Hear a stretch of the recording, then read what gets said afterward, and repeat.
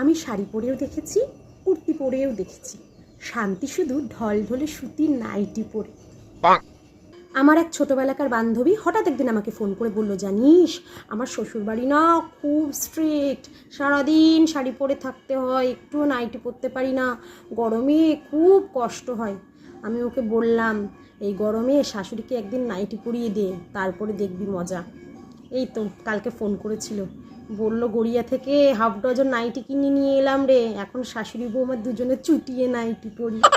আমার হাজব্যান্ড একদিন আমাকে এসে বলছে, ঘন্টুদার বউ কি সুন্দর বাড়িতে শাড়ি পরে থাকে, তুমি পরতে পারো না, এরকম ঢলঢলে নাইটি পরে থাকে কেন সবসময়?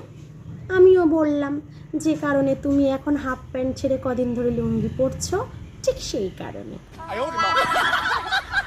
তো এই বছর দীঘায় গেছিলাম, গিয়ে দেখলাম সব সমুদ্রে নাইটি পরে নেমেছে।